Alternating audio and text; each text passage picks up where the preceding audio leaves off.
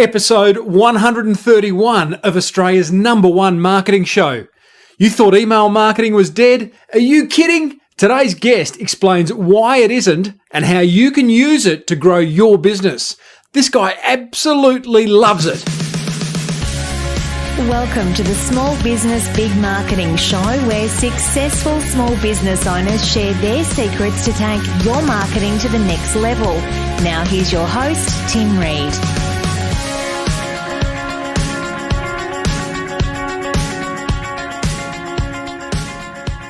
G'day everyone and welcome back to the Small Business Big Marketing Show. I am your host, Timbo Reid. You right there, much more importantly, are a motivated small business owner who wants to crank out some great marketing and grow their business. And we are brought to you by someone who can help both of us, and that is Net Registry, the very, very good folks at Net Registry, who are basically there to get our online businesses sorted. Domain name registration, website hosting, website design and development, pay-per-click advertising, you name it. They are there to help get your online marketing sorted. Go and make contact with them through the smallbusinessbigmarketing.com website. There is a Net Registry banner right there, or go directly. I don't care. netregistry.com.au. Big show today. Welcome everyone from the Flying Solo community too, because I know how much you loved last week's episode where I interviewed your fearless leader, Robert Gerish, about how on earth he built a community of 56,000 solopreneurs. No mean feat. And he took us behind the golden curtain as to how he did that. Is the golden curtain actually a phrase? I don't think it is, but it sounded good. Sounded a little bit naughty as well, but yeah, anyway, we'll leave that and move on. Hey, I'm off to Launceston tomorrow, down Tassie way, V8 supercars, as a guest, though, of Microsoft. So I get this email a couple of weeks ago that says, "Dear Timbo, as an authoritative voice on business in Australia, I wanted to touch base with you regarding an exciting opportunity." And it went on to say, "We'd like you to be our guest at the V8 Supercars, where Microsoft are going to launch this thing called Office 365. And the V8 Supercar teams are using it, and we're going to learn all about how to do it." What I think's really interesting is they're inviting podcasters, they're inviting bloggers, as well as the general broader media. Hallelujah, we have been recognized. This content marketing stuff works. I'm really looking forward to it. I'm looking forward to sharing some of the insights as to how they go about marketing. Possibly may get an interview with a Microsoft marketing person, sponsorship person, and or a V8 supercar sponsorship person, because I think we can always learn from the top end of town as well, us small business owners in regards to marketing. So a little bit more on that in episodes to come. I head down there tomorrow.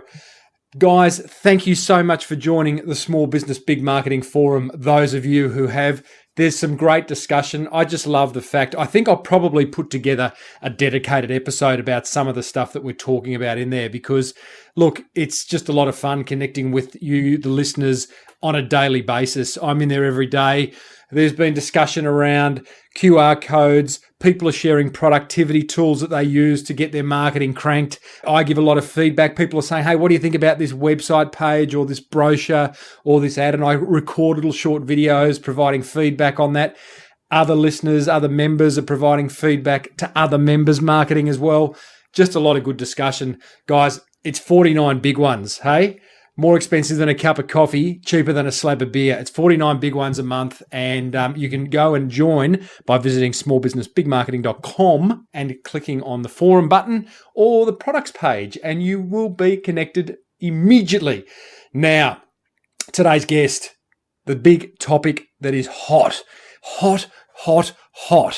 Email marketing. I'll tell you why it's hot, because when I said I was interviewing one of Australia's leading email marketing experts, I put it on my Facebook, on the show's Facebook, on Twitter, on LinkedIn, and I got 30 plus responses with listeners suggesting questions that I should ask my guest. It's a hot topic. My guest is Shayne Tilley. He is an email marketing expert. The way I found Shayne was I kind of put it out there, and my old mate Lukey, remember Lukey from episode 1 to 80? It was the Timbo and Lukey show. Well, Lukey says, I said, "Lukey, who's the email marketing guy going around?" Because Lukey's in the know, he knows that type of stuff. He said, "Shayne." you got to talk to Shayne. He used to be the marketing manager for SitePoint, which is a very large web and publishing community. They had a massive list, and Shayne spent a great deal of his time perfecting the copy, the offers, the formats of the emails, everything email related. In fact, one of his Christmas campaigns generated about $500,000 in sales. Hello from one email. Happy days. I then contacted Shayne. He says he's happy to come on the show. And he talks, and I said, okay, well, give me a little bit of a sense of your biography, Shayne. And he says, okay, well, I actually partner with a small group of people to help turn their ideas into real online businesses. Now, the names he mentions, and I won't mention them because I don't know whether he wants me to, they are heavy hitters, guys. They are the Rolls Royce kind of on the online business community. Shayne works with them across all facets of doing business online, but he says, my love for email is driven by the fact that it is still today the most powerful sales channel I can leverage in every single product launch and campaign he does by a long way, ! Shayne loves email marketing. Let me tell you, he loves it. He gets excited by it. He gets as excited about email marketing as I do about this show, Small Business Big Marketing, and helping you improve your marketing. So this is a good thing. This is a marriage made in heaven. Here's some of the stuff that Shayne and I cover in this interview, which goes for about 55 minutes, guys. I'm sorry, but it's just dripping with marketing gold. I know you're going to love it. I know it's long, but hey, you know, there is that pause button. But we cover why is email marketing still valid? Why do businesses get it wrong? Why do so many businesses get it wrong? Is it suited to particular types of businesses? What are the must-haves in order to have a successful email marketing campaign? How do you build a list? And then the gold, guys. He breaks down an email. He talks about compelling headlines, the content within the email. Should it be long or short or whatever it should be? HTML versus text. How many topics? How many links? What the layout looks like? Video, audio, frequency. Oh man, we cover some serious email marketing ground. So I would really suggest that you get a pen and paper ready. Probably a stiff drink too, because there is a lot of information here. I will see you on the other side. Here is a guy who is in love with email marketing, Shayne Tilley. Oh, sorry, not just yet. By the way, Shayne is going to answer every listener question he didn't answer in this interview. He is going to answer, and I'm going to put it into the Small Business Big Marketing Forum. Plus, he has offered to have a look over my shoulder at the Small Business Big Marketing's approach to email marketing and give me some advice and tips and tricks, which I'm going to record like I did with the Pinterest guy, Jason Miles. And that training is also going to appear in the Small Business Big Marketing Forum. Okay, I promise this time, here is Shayne Tilley. Shayne Tilley from ShayneTilley.com. Welcome to Small Business Big Marketing. Thanks, Tim. Great to be here. Now, mate, I'm going to start with the Captain Obvious question. What is email marketing? Well, email marketing is simply a direct form of marketing. So you can think of it no different to a brochure or a print newsletter or a memo or a fax. It's just a different channel, which is obviously leveraging something that the majority of people have, email, to communicate directly with your prospects, customers, or community. I tell you what, whatever it is, it's an incredibly hot topic. You know, like I posted on Facebook last night, like literally 12 hours ago, saying I'm interviewing an email marketing expert. What are your questions? I've got 21 questions sitting there. I've got about 5 sitting on LinkedIn. I haven't even checked Twitter. So I'm reckoning within 12 hours, I've got 30 plus questions just from listeners alone, much less what I've got. I'm sure we'll cover, certainly let's cover what I've got here, because I think we'll cover off a lot of what listeners are asking anyway. Now, sounds good. Now, given social media and the plethora of email we receive already in our inbox, we've all got inbox, there must be a word for it, inbox fear. I call it inbox fatigue. Inbox fatigue. Why is email marketing still a valid form of marketing? Look, I say, and it's the old "is email dead" mantra, and there's kind of two streams or two thoughts I look at that. The first is, well, email often gets compared to social media. So, you mentioned Twitter, LinkedIn, all those exciting frontiers. And they're going to be the death knell for email. And, to a degree, I think there's a bit of an excitement factor still about social media, that it's new and interesting and something that us marketers can get a little bit excited about. But when push comes to shove, email, and particularly in my experience, is still, from a performance standpoint, miles ahead of social media. It's just not as exciting, I would say. The second part of that, and I'm actually going to ask you a couple of questions just to prove that the email marketing is still relevant. When was the last time you checked your email, Tim? You're bringing up. I'm going to get all emotional. 5 minutes ago, like it's the bane of my life. Exactly. And second to that, what did you check it on? My MacBook. Oh, your MacBook. Do you have was that a leading question? That was a leading question. I was hoping it was your phone. So that just shows that email's changing, but still very relevant. The next question is, how many people do you know that have email but are not on social media? Again, leading question, but everyone I know's got email. I just don't know what their social media activity is. But that gap would be closing, though. Absolutely. And I think even the gap is increasing of people who have social media and not email. But I still think we've got a long, long way before that's the case. So, if you can position yourself in people's inboxes, you're still reaching a very vast and large audience. So that to me suggests that email is a long way from being dead. Same way I still have a telephone. It exists. I don't use it very often, but it's still relevant.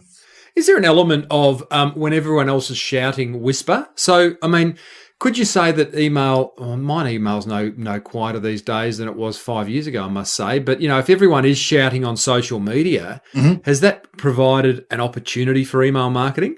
Yeah, and it's changed, I guess, the approach we take with email, and it's very much brought personalization to the forefront. So I've got a much more intimate relationship potential with you in the inbox, because it's typically where you have longer conversations, and they're not a whole bunch of people shouting and trying to be the center of attention. I can actually say, hey Tim, we've just got this exciting piece of news that because you've done XYZ with us before, I thought you'd be really keen to know a bit more about, and here it is. That's much more intimate and personal than I can ever hope to achieve with something like Twitter or Facebook. In some ways you can, but it's a little bit more difficult. So it's interesting. I mean, I get that in a sense. I've never thought of email as intimate, although now that you've mentioned it, I could argue for that being the case. But Facebook's pretty, I suppose the word's engaging. Twitter's not engaging. Twitter's broadcast. I don't know. Find me a Twitter expert, will you? But Facebook's engaging. It is conversational. I mean, to be able to... So that intimacy of email, tell me more about that. Yeah, so so Facebook, you said conversational, perfect way to describe that. But is it action orientated? So if I want to have a conversation that results in you doing something, is Facebook the best place for me to do that? Particularly if it's about buying something from me or transacting, where email I've got an ability to shape that into an action. I can give you a whole bunch of contextual information, then say, hey, would you like to do something? And I find that email is a little bit more powerful in that than perhaps Facebook. And don't get me wrong, I'm a big fan of Facebook, but I'll give you a bit of a story. It's actually quite relevant. It happened about 3:30 this morning. We launched a new product, a brand new product, and we had an email base of about 750,000. And we have a social media following across various channels of, I'd say, well over 500,000, sort of pushing that similar 750,000. And we shared the news of this new product with that audience, and 90+% of the activity that's come to that site has been driven from email, not from social media. Yeah, so I mean, they're real statistics that are still playing out as we speak. I've probably still got sales coming in, and I'd say 9 out of 10 of them are coming via email. Now, you're talking about the ability for email to be more intimate, to be able to share more. That's like a website. Like, for example, a website is a place where you can put the most amount of information about your business because by nature they're infinite. Yeah. Yep. And likewise, an email is potentially infinite. There's no limit to the amount of words, pictures, content you can put within an email. Yes. That doesn't. Yes, within reason. Within reason. With email providers, will put limits on what people can receive and send. So there is broader confinement. But but it doesn't make it. It doesn't mean you should, No. and you've still got to get people to open those emails and engage with them and react to them and do what you want to with them. So look, I guess that we'll talk about that. So interesting discussion. You still believe email is by far and away outstrips social media as a small business marketing tool. In fact, you'd go as far as to say that it's right up there as, kind of a leading marketing tool that if you get right, a small business can really benefit from. Absolutely. And it's about, direct impact to the bottom line as well. So social media is great for connecting, engaging, but when you need to pay the bills, that's where email is still a mile front in my mind. Okay.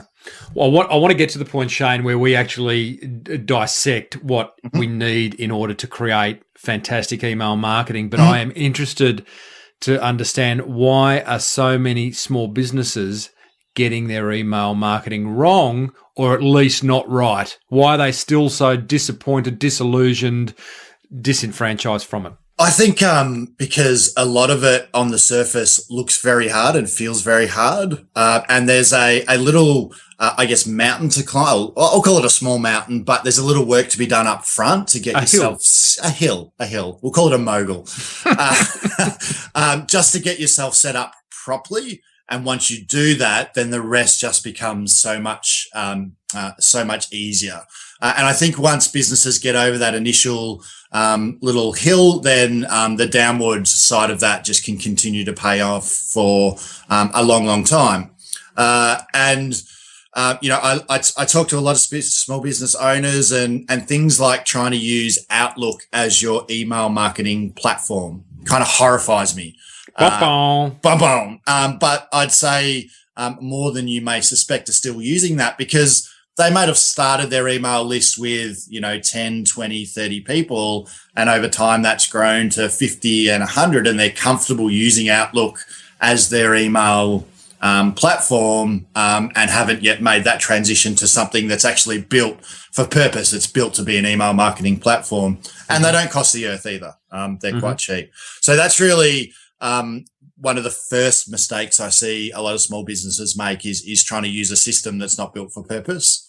The second kind of part to that is around the strategy. So email, and we've spoken about the intimacy before and the relationship that you can build via the inbox.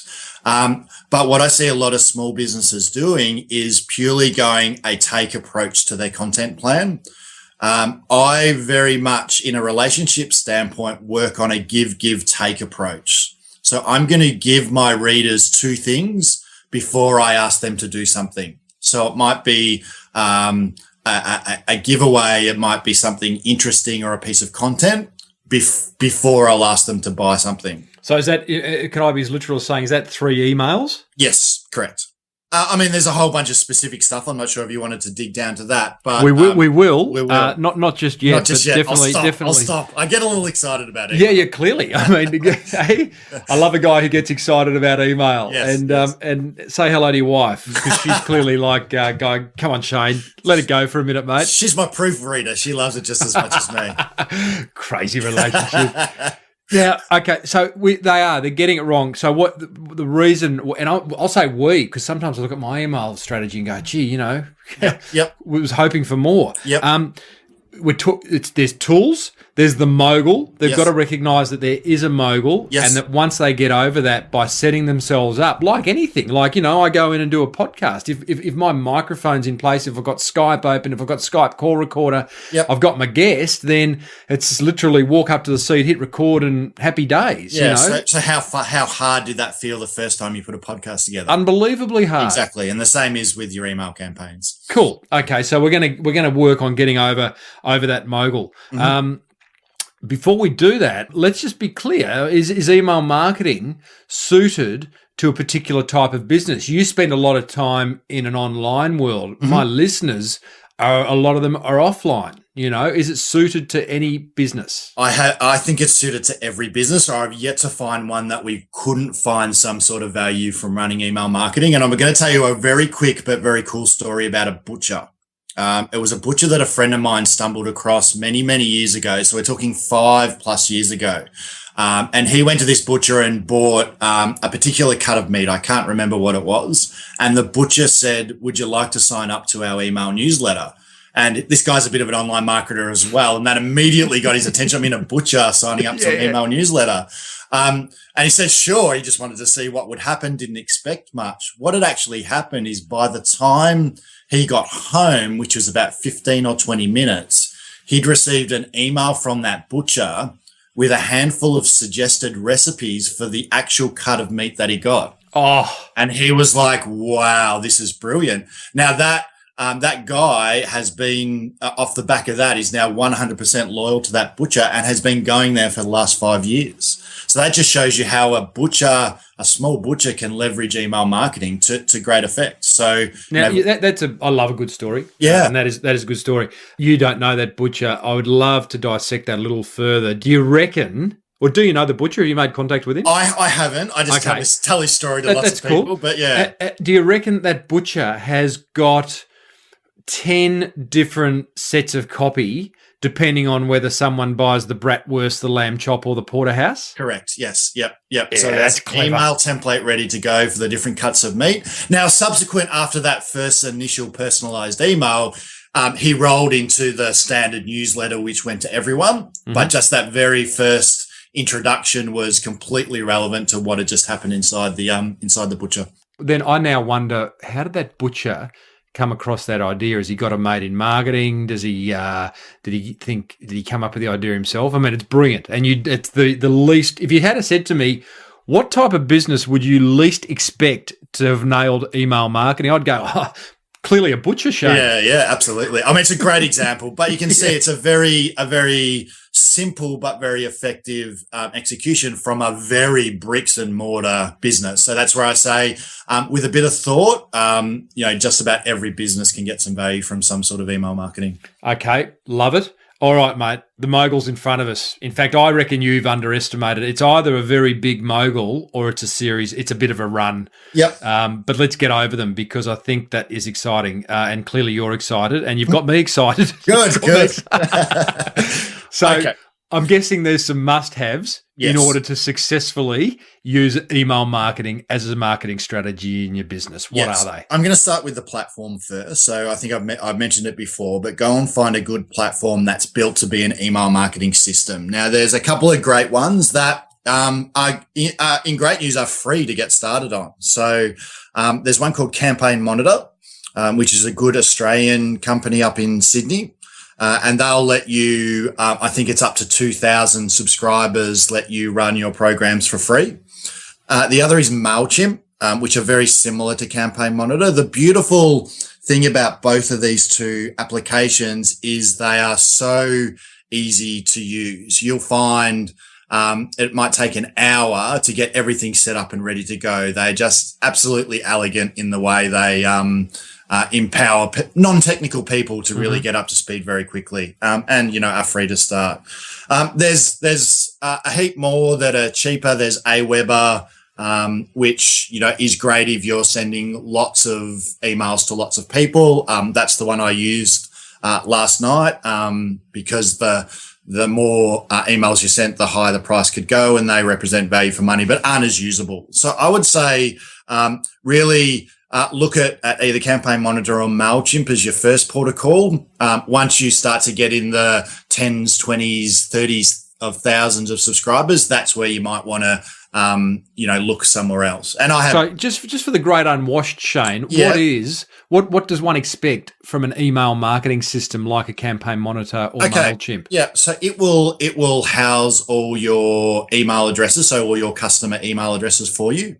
It will be the place where you will create your campaigns and put your your content, so the emails you want to send to people, and then they'll actually take care of the distribution, which is often not thought of, or a great value not put on, because these email marketing companies are there to make sure that you get caught in the fewest number of spam filters as possible. So they have teams of people who are working with the Gmails, the Hotmails of the world, making sure that emails coming from their clients are still getting through as much as possible. So, wow, that's what you're paying for right there. Exactly. And suffice to say that when you're getting started, you're not paying at all. You're getting that for free. So that's even, that's fantastic. Now, can we say too that within all those three systems you mentioned, that you have the ability to do what we call broadcast email, which is, want to send an email right now, type, send, off goes to your list. You also have the ability to schedule for emails to go out over the course of however long you choose. Weeks, days, weeks, years. Yeah, so I could, and you're getting into more the sophisticated level of email marketing there, but you can use what we call... I just didn't want you to get bored, mate. I know how much you love it, and I just wanted to sort of take you into the Lambo kind of area. Right. I'm going to pull you back quickly, though. Oh, damn it. Okay, so there's two advanced techniques. One is action-based response. So if I send you a newsletter about, let's use the butcher example, about different cuts of meat, and I see you click on the roast beef, I can very quickly, a day or two later, send you a special deal on roast beef because I know you like that. The other one is to have an autoresponder sequence. So I might take you on a journey over a half a dozen emails across a 3-month period, which might be give, take. So it's using that approach, and that is all set and forget. So as soon as you subscribe to that autoresponder, the system will just take care of sending out the things I've asked it to at the intervals I've asked it to do. But again, that's kind of getting out there on the edge of your email marketing strategy. Email wackiness. Yes. All right, mate. The Mogul is getting a tad smaller. We've got the platform. Next. Okay, then you need to start filling it with email addresses, obviously. So a list. You need to start building your list. And, the best email marketing plan in the world is going to be useless if you don't actually have people to send it to. There's a lot of different techniques about building your subscriber list. Obviously, we want we first and foremost want people to know they're going on the list. I see a lot of people who might email me randomly with a question that I'll respond to, I'll all of a sudden be part of their email list, and it's a bit of a shock. So I see that as a bit of a no-no. You want to make sure people know that they are subscribing. And you can give them incentives to do so as well. So I'm sure a lot of your listeners have websites. Well, are you offering an incentive for someone to sign up to your newsletter, for example? Give them a reason to. They're not just going to do it because they feel like it. You actually have to encourage them somehow. So this is classic. So just so we're clear here, the emails, the email marketing system, like your campaign monitor, and this is where I do think it gets technical, and this is where I do think the small business owner kind of melts down and goes, okay, I see those forms on other people's websites that ask for my email address, and in exchange, they're going to give me something. So give, get. Geez, how do I get that form, and how do I set all that up? So this is the beautiful side of Campaign Monitor and MailChimp. It's one sentence basically that you need to put on your website, and the rest all just happens magically. So it's if you can build a Word document, or you can do a spreadsheet, you can bug me. I'll just go he-for-tiggy if you can't set up a form on your website. He-for-tiggy? Yeah. You've never heard that one? No, I haven't. It's a good one, though. The other thing you can do is, and this is an interesting site itself, is a site like tweaky.com. So you can pay someone on Tweaky $40 and they'll probably do that all for you. Mm-hmm. What's Tweaky? It's a crowdsourced marketplace to get small changes done to your site. So clever. You might, I just want a subscriber box put here. You pay someone, maybe $40, and that'll all get just done for you, which is all managed by the Tweaky guys. TWEAKY. Tweaky. Yeah. Love a little website like that. Righto. Yeah. So we've got the form. Well, that's one way of building a list too, by the way. It's having the form on the website. It's, meeting people at a networking function, receiving a card saying, hey, do you mind if I put you on my list? All that stuff. Yep. It's that entire address book in our Outlook or our Gmail. What about that? Can we pick that up? I mean, that's where you start to get a bit messy, because you pick that up and drop it into Campaign Monitor. Yep. All of a sudden, a whole lot of people are going to get emails that may have not previously expected those emails, correct? Yeah, exactly. So that's where I say make sure people know that they're going on there. And you may even want to personally send them an invitation to your newsletter. It's like, hey, I just wanted to let you know I have this newsletter that I'd love you to be a part of. Click this link to either opt in or opt out. That might be, depending on what approach you wanted to take. So you can take your whole Outlook calendar, shoot them an email and say, we're starting this email newsletter, or, whatever you're starting, and then, get them to opt in so they actually know. But absolutely. So, we need to probably, it's worth just touching on opt-ins as well. So we've got some spam rules in Australia that we need to abide by. So there's informed and explicit and implicit consent to be able to send people emails. So if you have a direct relationship with someone, so they're your customer, for example, you can email them without them necessarily having to say that they can. But if you've got some random lead out in the world somewhere, then you have to ask them, or they have to give you permission to be able to send them email marketing messages. So you just need to make sure that you do have either those two levels of consent. Which there's plenty of stuff you can read, and I can send you maybe for the show notes, Tim, a quick resource for people to wrap their head around that consent side of things as well. Yeah, that'd be great. Thirdly, list building. What about the idea of then buying a list? Do you? Is that a good idea? I've bought a list twice, and it was a complete waste of time. I personally would never do it again.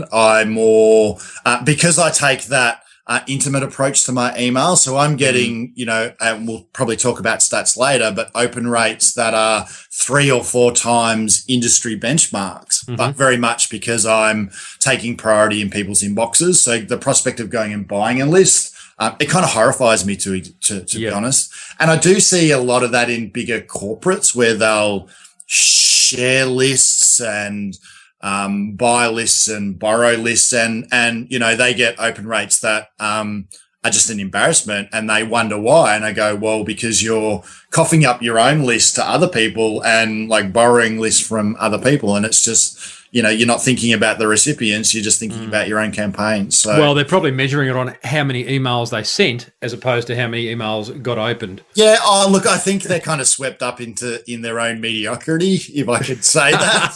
Hello to all you corporates listening. Yeah, I come from a corporate background. I'm completely me too. But they compare their own stats, and they're all very bad or horrifying. So they kind of think that's okay. And then I go and share my Campaign Monitor stats with them, and they go, wow. Yeah.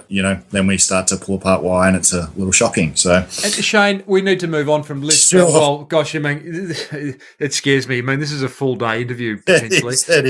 One last question in terms of, because the concept you've introduced, it's permission marketing. Seth Godin's permission marketing, give to get. Yep. What you give, ebook, white paper, series of videos, audios, whatever it may be. What information, at its most basic, you've got to ask for it. Can I have your email address? Is there some kind of graph that says the more contact information you ask for, the less people are going to register? There is. I haven't actually dug into the most recent statistics, but for a long time that was reviewed ad nauseum. Names sometimes a sacrifice I'll make, but I've never asked for anything more than email and first name, because the greater friction you put you've got to remember you're asking someone to do something. So the more fields you have in your subscription box or however you're doing it, the bigger ask you're putting in front of a potential subscriber. So I've really just worked from that rule of thumb, and it hasn't kind of let me down. But first name does sometimes help with that intimacy and that personalization. So depending on the project I'm working on, may drive that or not. Yeah, okay. The market research people tend to argue a lot with me around that. But what I say to that is that I'll understand what my subscribers are interested in by what they do, not by what they say. So I'm looking at what links they're clicking on, what particular emails they're opening, to help me understand those customers more than asking them, where they're born and how old they are and whether they like chocolate or not. Yeah, okay. I just had a thought. You're going to help me write the email for when this show goes out. Yeah, sounds good. I'd love to. Love it. Yes. I can stew on them a little bit though. I've been known to refine 3 or 4 paragraph emails over the space of a couple of days. So I can imagine, mate. It'd be fun to watch. In fact, if you could set up some kind of time lapse video as well, I think it'd make for some comedic viewing. It probably would. So Shayne, now listeners, I'm talking to Shayne Tilley from ShayneTilley.com. He likes email. Now we're on the Mogul. We've got the platform. We've got the list. What else do we need to get over that Mogul and get our first email marketing campaign sorted? Okay, so that's when we're talking about content. So we need to start thinking about what is it we're going to send to our subscribers. So there are a couple of important considerations you need to make. The first is probably your subject. Your subject can have a dramatic impact on whether your email gets opened or not. Yep. Now, everyone's going to ask me, and I'm sure this is a question on Facebook, is like, what subject should I use for my email? And I'm going to say you need to figure that out for yourself. But what you need to do is test and review. So you can, in Campaign Monitor, for example, you can actually run a real-time test. So I can say, I've got my email. Here's my subject line A. Here's my subject line B. Send a couple of each and then automatically decide which one's getting opened the most and send the rest to that one. Hang on. Let me understand that. You can put in, so split test. I've got 2 subject lines. Yep. Send each of those lines to what? One person each? Oh, you can however many, because you might only have a list of maybe 1,000. Yeah, right. You don't want so send it to 20 each. Yep. And then once there's a winner, send the balance of the emails with the winning subject line. And it'll do it for you. Whoa, there it is. Yeah, that's exciting. Yeah, so it's been around for some time, and I've used that manually for 10 years because I know that you can have differences of 100%. They can be that significant in terms of whether you get opened or not. The second part to the content is actually thinking about the words you're putting in there. Now, hang on. You're not leaving subject line that easily. No. Mate. All right. I'm looking at the Facebook questions, and I've just gone straight there. And there's one from Daryl. Subject line tips that help increase open rates. So you got to give us 3 that are like, I'm guessing, should it be personal? Should it be curious? Should it be short? Should it avoid the word free? Come on, give us something. All right. So it should be relatively short. Sometimes you've got to break your own rules, but keep as short as possible. I like to actually keep it very factual as well. So don't describe the subject as something the email's not, because that has different implications. The other thing is to make it enticing. So use words like, there's going to be some cliches in here, but the secrets to, or master, or conquer, or that sort of stuff. They're very much in your content-led emails. So the short description that's as powerful as you can make it. Think of yourself like you're a newspaper sub-editor thinking of the headline for the front page of your newspaper for that morning. What's the what's going to be the cry that's going to get people to buy my newspaper? In this context, read your email. So no, that's really good advice. And one thing I say to my clients is, if you are struggling for a headline like that for your email or for anything, for a blog post, go into the news agent, have a look at Men's Health or Clio, and look at those little headlines on the front cover, because they ain't there by accident. Exactly. And there are people whose job title it is to make those up. That's their job. That's what they do. Nothing more. That's it. So yeah, the same rules apply for email, but it's tough. It's a tough one for me to answer because it is very situational. So like the subject I would use for a butcher is very different to something I would use, say, for the podcast announcement, for example. Yeah, gotcha. Righto. Content. Body copy, I suppose. All right. So make it readable. Now, that's a sweeping statement, but you want to realize that the majority of people reading your email are going to skim read. They're going to read the headlines, they're going to read the bullet points, and then they're going to make a decision whether they're interested or not. So don't put huge chunks of text in your email unless you know this is going to an audience that, you know, are book nerds and like to read, for example. So keep it as short as you possibly can to communicate what it is you need to. And you might have just a call to action is to read more on the site. That might be simply, we've just released this great white paper on how to record great audio for your next podcast with some mind-blowing factoids that you probably haven't realized were possible. You know, if you'd like to learn more, click here. So that shifts them to your website to get them to read. So, keep it very short and to the point. The other thing I want to talk about in content is HTML versus text. Oh, yeah. Now, well, let's just explain that, just in case. That's geek talk. It's old geek talk, but geek talk. Yep. HTML, pretty pictures, links, flexible type format. Yeah. Text is exactly that, flat, static text. So I like to think brochure versus letter. Is HTML is brochure, letter is text. Now, it's relatively common practice for retailers to do, you know, nice glossy kind of brochures as their monthly newsletters, which I think is fine. Really?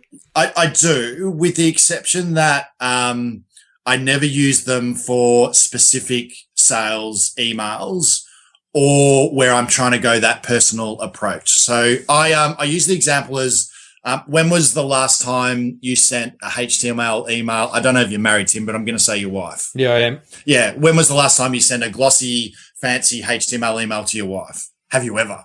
She just think I was weirder than I am. Exactly. So you've got a very personal connection with your wife, I hope. So you send her plain text, you send her letters. So if I'm a business trying to replicate even a fraction of what you have with your wife, sending you this glossy, shiny, magazine-y, billboardy thing is not going to get that connection. So if I send you a personal letter and go, hey, Tim, super excited about this email marketing stuff. Like, you got to get on board. It's like fantastic. You know, check it out here. That's going to get much more cut through than, you know, me doing like a nice box shot of something. And it's, So I'm the guy that always challenges the necessity for HTML email and have been proven right more times than wrong when I've challenged people and say, do a HTML version and see what that does for your conversion rates. And it always wins. I can't help but think, and I haven't got any stats to back it up except my own personal consumer hat-on experience. Yep. And I can't help but think that these fancy e-newsletter type, brochure type emails we get are driven by the fact that the email program from the company that has sent me that email allows them to create these bright, shiny objects that the guy in the marketing department can go to his boss and go, have a look at this beautiful email newsletter I've just created. Doesn't it look like a magazine? I could not agree with you anymore, Tim. That's pretty much spot on. Shayne, this is an email loving. I didn't expect it because I'm not the kind of rational marketing guy like you. And, You might have changed me. It's because you can, not because you should. And that's correct. Right. Yeah, exactly. Yep. Exactly. So now HTML still can look like a letter. Like I send the emails that I send from Small Business Big Marketing headquarters are HTML, but it's just text with links. Yes. And that's a fine compromise. I think it's called rich text is the nerdy word for it. But I think, that's kind of the happy medium and where I sit maybe on, let's say 50% of the emails that I send, the rest would be plain text only with no styling whatsoever. So are we to the point of being able to say then, Shayne, that any small business owner that's listening, that is doing email marketing, that's thinking of doing email marketing, they're going to go and sit and send an email after this episode, hopefully, and if it's a newsletter with updates from the business, or if it's them selling a particular program or product or service, then they really should just sit there, cogitate over a really clever bit of letter writing. Yes. And do it that way. Don't worry about pretty pictures. Don't worry about design layout. Don't worry about logo. Yep. Just send me it. So I would say everyone who's giving this a go, just imagine you're writing a letter to Tim. He's the only person that's going to receive that letter, and you are writing an email to him. Write it in your own email system before you bring it into something like Campaign Monitor if you want, but just pretend and imagine that you're writing to Tim. When you say Tim, I actually, you don't mean literally me, but you mean, I always say to people, write your marketing as if you're writing to I call them your best mate, but your ideal customer. Exactly. So you're just writing for one person, and then you can bring it into your broadcast system. Yeah. Now, with the content, am I right in saying that you want that email opened and then you want people to click on a link in that email and get them off to your website as soon as humanly possible? In most cases, in 95% of cases, yeah. Okay, yeah. We'll stick with that. I might be building in this is more in the complex form. I might be building you up for something. So I just might be sending you tidbits to kind of get you excited. I'm not ready to ask you to do anything yet. I just want you on board. So when I do ask you, it's kind of a no-brainer. That's more kind of that autoresponder, that elongated kind of sales funnel process. But for the most part, starting out, it's just either get them on the site to give them more value, or get them on the site to get them to do something for you. Okay, so if it is an email newsletter format that the people are sending, the email should really say, hey guys, here's what's happening in the business that's of benefit to you, and list the 3 or 4 or 5 topics that you're going to cover in that newsletter. Yep. Click here to read all about it, and head off to one page on your website where you cover all those topics. Exactly. Yep. That's what I would do. So you touched on something that I'll just grab of benefit to your reader. So you've got to remember that you're giving value to your reader. So make sure it is stuff that's of benefit to them. I don't think they want to care about how excited you are about the shiny new purple reception desk you've got. Well, some people would, but here's a great new addition to our product that we thought you might be keen to understand a little more about. So it's a benefit and value to your reader, not yourself. Yeah, good point. That shiny purple reception desk. Oh, gee, it's a distraction. It is. Now, okay, so we've got them to the website. Now, the other thing I dropped previously was that notion of a number of topics within the email. Would I be fair to say that you're better off sticking to one message per email? Yes, I particularly in sales email, I tend to focus on just one product. If it's to buy something, it's like buy this one thingy. I'm not going to confuse you with a million different things. What I will use multi-topic email for, though, is to understand what you're interested in. So say I'm selling TVs.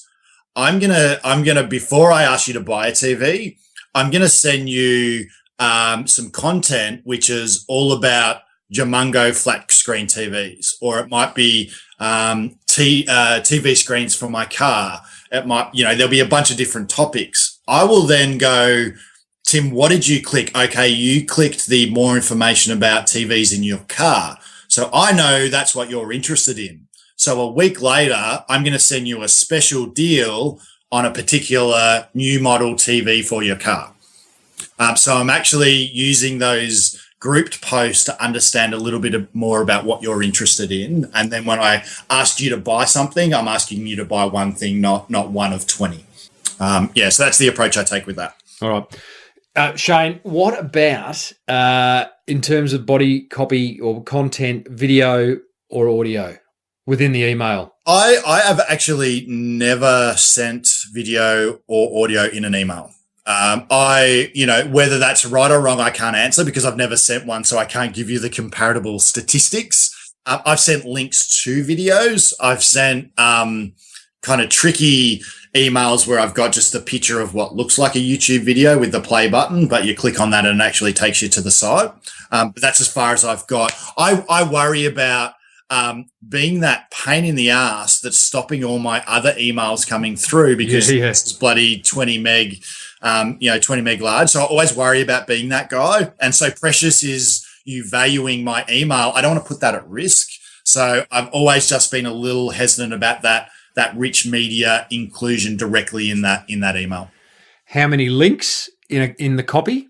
I'd say make sure if you're asking someone to do something, make sure it's at the top, middle, and bottom. Top, middle, and bottom, righto. The one that gets missed, the same link, the linking off to the same place, but 3 times. Yeah. So say, I'm selling you this TV. I would say, great deal on this TV. Here's the one factoid. It's 20% off. Grab it here, and then I might give you a bit more of the tech specs of the TV, and then I'll have grab it here, and then right at the bottom, I'll have a final one as well. So yeah, the one up the top is the one that often gets missed, but the one up the top is the one that most often gets clicked when you put it there. Mm-hmm. Because most people skim read and go, oh wow, 20% off this TV that I've wanted for my car for ages. I'm done. I'm out of here. Don't waste my time. Yeah. Is the anchor text in those links, it is important, I'm guessing. Should it be different each time? I tend to spice it up and just so it doesn't look like I'm sticking those links in just because I should. I try and weave them into, to snap up a copy, click here, and down the bottom I'm don't forget the special offer runs out in 2 days, click here to secure yours or something like that. So I'll get creative with that just to look consistent. Do you love a good PS, Shayne? I love a good PS. Do you? I actually fought PSs for about 3 years and they kind of horrified me a bit. And then I got challenged. I said, all right, we'll do your way and we'll do my way with the PS, and the PS won. So I love the PS. Wow. How's the PS best used?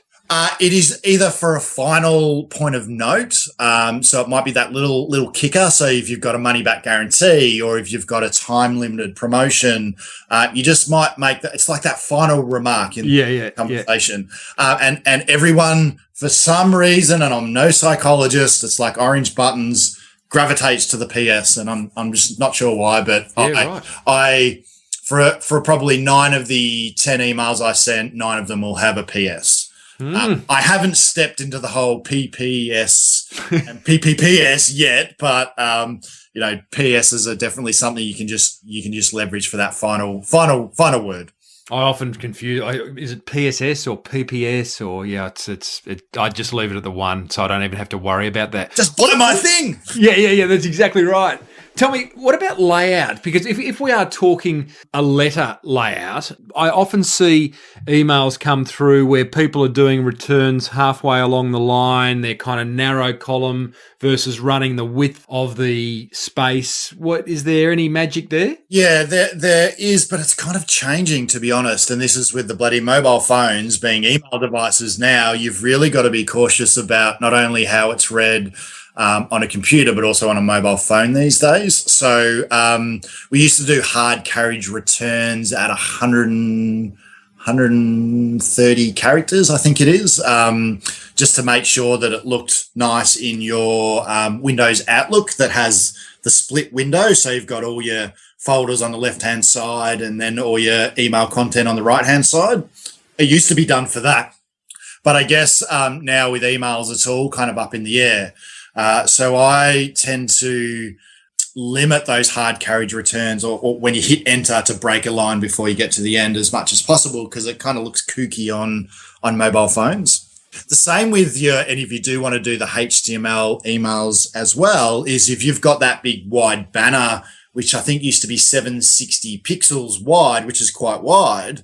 If you are still using that and you're opening that email on a mobile phone, the text is so tiny because it's trying to fit that header image in that as well. So you're forcing people to zoom in. Oh, is that why that happens? That drives me nuts. Yeah, it drives me nuts. So there's some good templates that the good providers have that are now what they're calling mobile friendly, which avoids that, tiny text in those fancy emails. So let me understand that, because I got one yesterday and I just could not read it, no matter how much I pinched and squeezed and whatever the opposite of pinching is. Yep.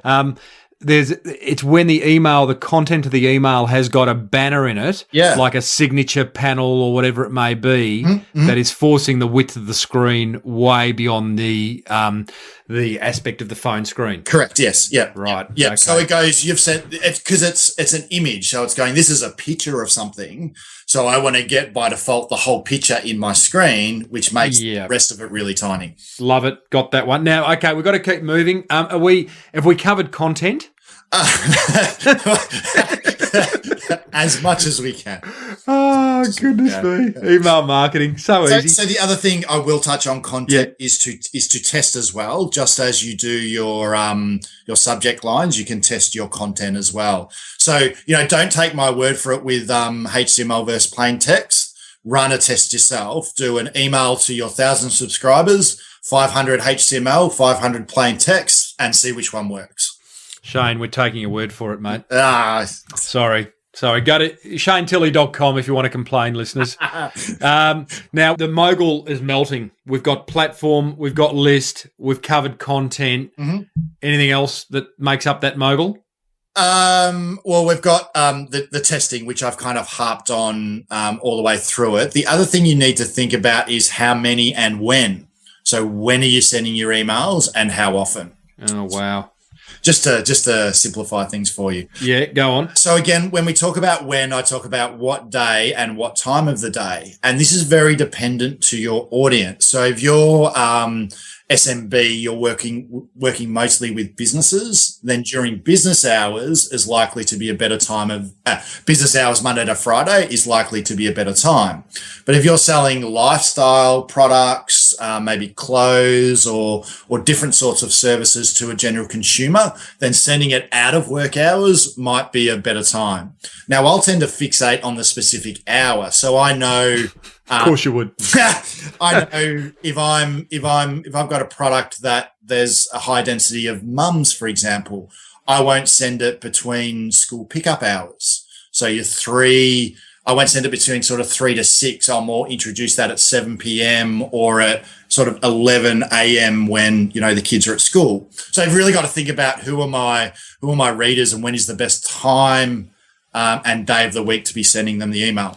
Now, that's based on the assumption that you're sending an email and hoping they open it immediately. But email stacks up. So what's the problem with sending an email anytime, knowing that it's going to sit in the inbox until they next log in? So I'm trying to time it when they're most likely to have just logged in, because I want to be at the top of the pile. If I'm at the bottom of the pile, then I'm likely to get deleted fairly quickly. But I'm the first one, when you've got all this energy to check your inbox, that's where I want to be. So that's where timing's important. So not be the guy stuck in the middle or at the bottom of a pile of emails that have built up over the last, 5-6 hours. So B2B during business hours, Monday to Friday, B2C out of hours, but not necessarily. You need to play around B2C. B2C is a little more unique to the product, and you play with different times. You figure it out over time. I also challenge that too, because I just find like the idea of timing emails is just, like, wow, it's fraught with danger, and like it's such a general thing. I mean, not everyone's the same, but everyone's checking their emails so often these days, in and out of hours. Does it really matter? If I'm asking you to buy something or do something, then it does matter, because I need you to be in a position to buy something. If I'm sending you hey, this cool new widget is awesome and it's 50% off, go and get it now, some people are very comfortable at buying things through their mobile phones. You probably are, but a lot of people still aren't. So they're going to want to receive that email when they're sitting down in front of their computer and can go and do that then and there. Yep. Again, I'm happy to accept any challenge on that, because what I say to everyone is you need to experiment with different times and find what works for you. But I do know that there are nuances and they can have an impact to your overall result. Yeah.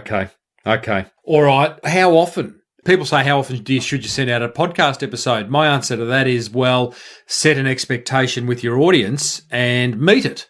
That's how often. So if you're gonna do a podcast episode a month, let people know it's going to come out a month. For me, my show comes out every Tuesday. Yep. And there's an expectation. So is there really a number that you can put to it? A frequency? So with the right expectations, how often? You've just answered that question beautifully. With one caveat is, don't leave your gaps too wide. So a month is probably the longest I would like to go without just touching base with your customers, because they'll forget and they'll get distracted. So if you're emailing once every 3 months, I'd be pretty sure that a lot of them, that email that comes once every 3 months is kind of out of the blue, and they go, who the hell is this company and when did I sign up to their newsletter? So if you're going at least once a month, you're reminding them, if they're not even reading them, that you're around and they know who you are. So don't leave the gaps too wide, or people will consider you to be a spammer. Yeah, that's fair enough. Yeah, fair enough. But I've got sites that I email people every day. I've got sites that I email once a week, twice a week. So there's no hard and fast rule. But as you said perfectly, as long as you set the expectations right. What's with? No need to go into detail on a site that has a daily email, but that's a lot. That's a lot. What's the question there? The question is, how do you avoid unsubscription? Well, that's actually a daily deal site for photographers. So people signing up for it, and the expectations are right. Yeah. So that's why that's fine. So that's probably the only one that I do daily. There's some great examples that I was even hearing on the radio about programs that run daily. So you might sign up for a daily tip on how to be better with your time management. And each day you'll get an email, which is purely just a little tip for you to read, to go, well, try this technique. I guarantee you at the end of that, let's say it's a 3-week program, you're going to get an email that says, how about you buy this product? Yeah. But yeah, that's an example of when a daily email might work in a different context as well. All about expectations. Yes. Shayne, where are we at, mate? Are we over the Mogul? We are over the Mogul. We've hopefully kind of opened your eyes and you've fired off your first campaign and you're kind of thinking through it. The best thing then is to really be able to dig in and understand what's happening, so you can readjust and just redefine your strategy to find what's perfect for you. Yeah, that's good. I feel as though there's some breakthroughs there. There's some real little nuggets, little marketing gems that all of us can take to either launch into an email marketing strategy or improve the one we've got, because I bet all of us are thinking, God, there's room for improvement. And there's some gems there. So can I leave my PS? I've got a PS. Yeah, I love it. Here it is. What do you got? PS, probably the most important thing when you're thinking about your own email marketing is to think at a reader level, not at a campaign level. What I find is people come up with these great campaigns and they just forget that there are real readers and subscribers underneath that you need to be thinking of. So if you're thinking at a reader level, not a campaign level, then your email campaigns are going to be much better for it. Let me understand the difference between thinking at a reader level. Is that like thinking of your best mate and writing them a letter? Yes. Versus what's the thinking look like at campaign level? Well, it's just the deal, the offer, more, if a deal goes well, we give them another deal and we just sort of inundate them and burn them out. So if you're it's more worrisome in larger companies that have different marketing campaigns that are all trying to talk to the same person. So, they're thinking at their own campaign level, not that, the same reader has received 4 emails this week from different divisions of your organization. Do you think there's value in appointing a copywriter to your virtual marketing team to write these emails? I all the copywriters I've worked for over the years are going to probably slap me over the face when I say this, but I got a bit of advice from a very smart guy a long time ago saying, write your email, send it to a copywriter, and then change all the changes they make back to your original one and send it out. Hello to all you copywriters. So I've worked in a good sense with a lot of copywriters. I do find you're the best person to write your own email. Oh, thank you. Oh, you mean generally? Yeah, generally. I tend to leverage copywriters just to help me massage it, but I don't get them to write it from scratch. So I use more editors than copywriters, I would say. Okay, editor. Righto. Where do you find an editor?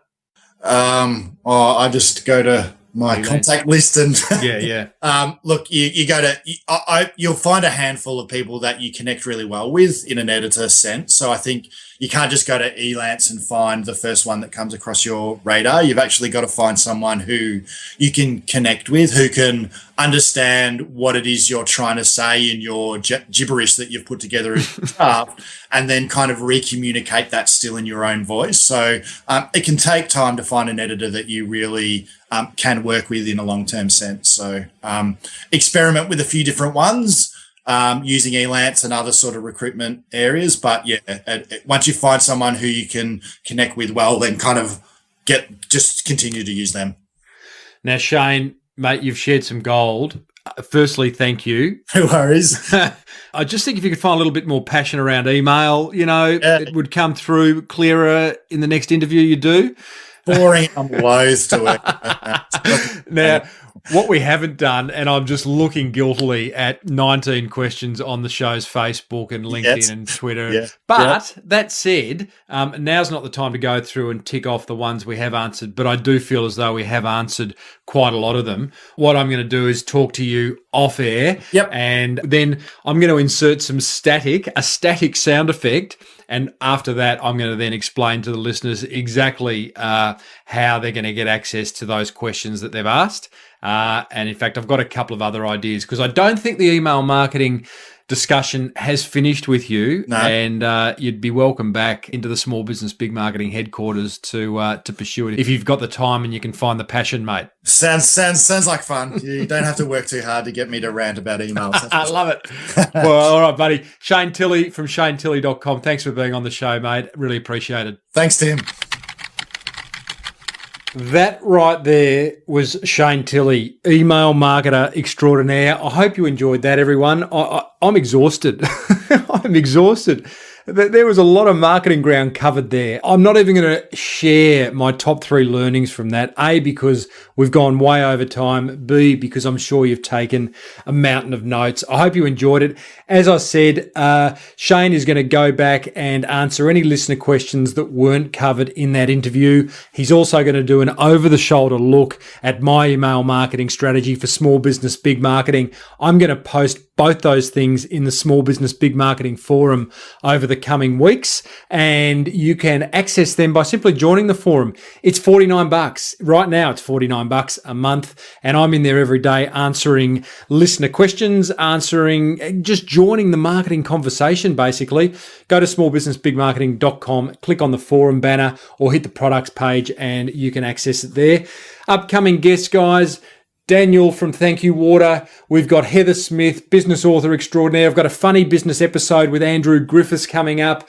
I have got a fellow Alan Dick from Vintage Tub, one of the top 500 online retailers in the United States of America, and so much more. Thanks for tuning in. Thanks for being a part of the Small Business Big Marketing tribe. Have a great week. See you next week. You've been listening to the Small Business Big Marketing Show with Tim Reid. Want more marketing goodness? Then visit smallbusinessbigmarketing.com.